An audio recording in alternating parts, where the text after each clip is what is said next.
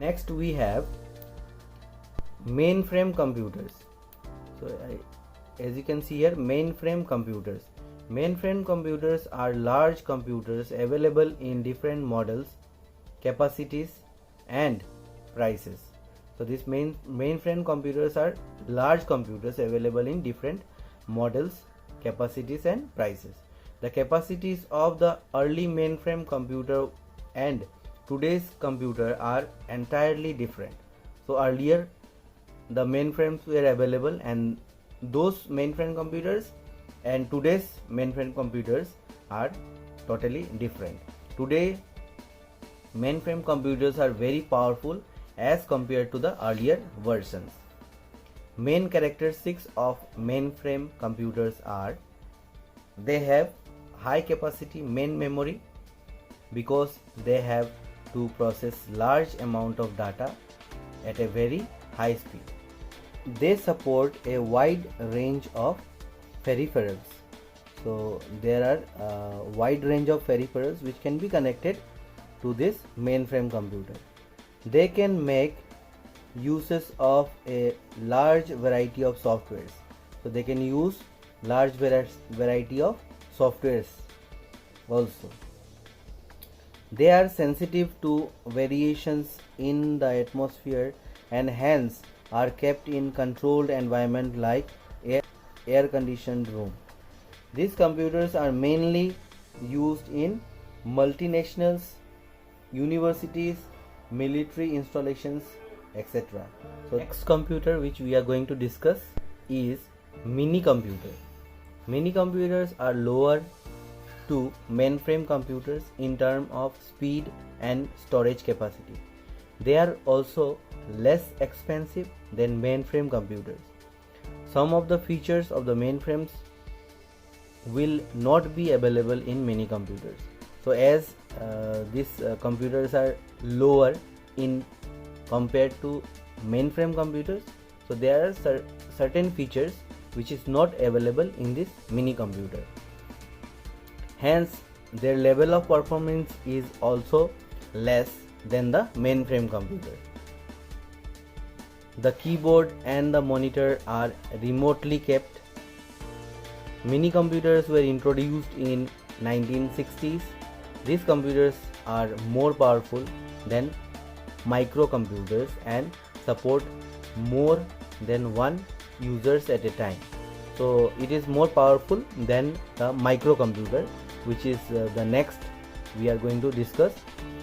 And these computers are mainly used for the data processing, industrial applications, invoicing and stock control of a factory.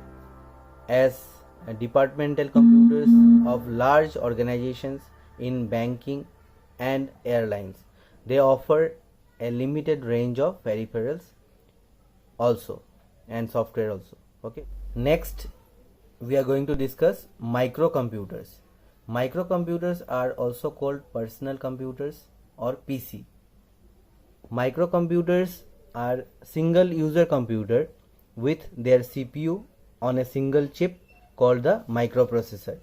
So microprocessor is the name of the processor which is inside the CPU, okay, on a single chip. So these computers have revolutionized the computer industries because of their size and cost.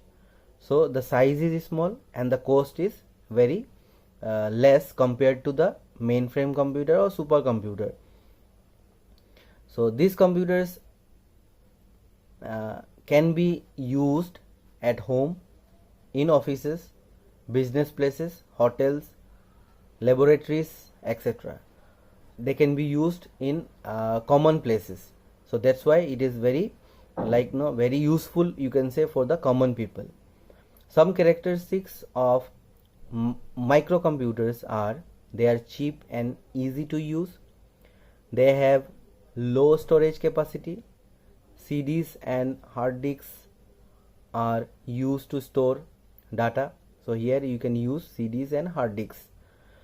Limited range of software can be used, and there are some other features in the next page. You just go through, it is not very difficult, you can understand. Next is desktop computers. Now today desktop computers are most popular computer system. Now these desktop computers are most popular computer system and also known as personal computer or simply PCs. Okay, so in short form we call them PCs. They are usually easier to use and more affordable. Affordable means it is easily we can buy it and we can use it. They are normally intended for individual users for their word processing and other small application requirement. So these desktop computers are used by normally it is used by individuals. Next is laptop computers. Laptop computers are portable computers. They are lightweight computers with a thin screen. So laptop you have all seen, you know what is laptop computer. So it looks like this one, no, it in picture it is given. So they are also called notebook computers because of their small size. So they are also called notebook computers. You can keep in your bag, or there are laptop bags available. So in that bag you can keep and you can travel around. Okay, so in some colleges or in some institutions, no, they allow laptop to bring along with them and then they teach them.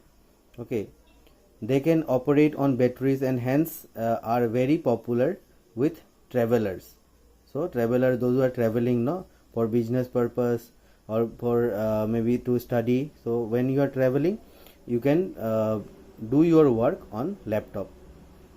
The screen folds down onto the keyboard when not used. So you know that. So when it is not used, it is you can do it. You can fold it. You can fold it down, bend it down, and in that way you can close the computer. Handheld computers. Now handheld computers. Now you can consider this mobile phone also a handheld computer.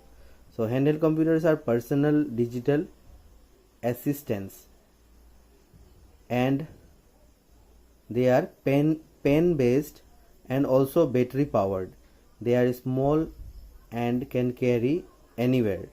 So this mobile phone also can be considered. Okay, in some mobile phones they are providing pen, no, in the, as you can see in the picture. So you can see, so in that by using that pen you can do your work like drawing or something, no, you can do.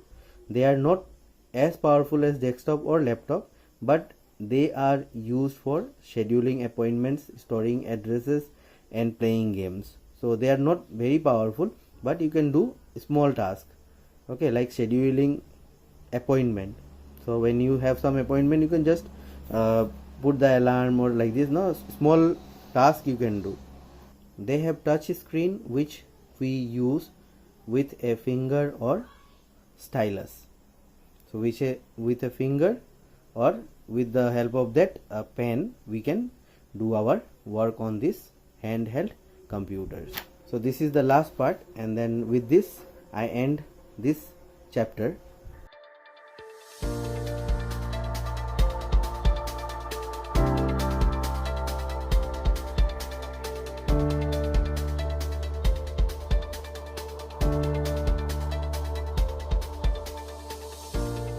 And along with this video I have given some question answers.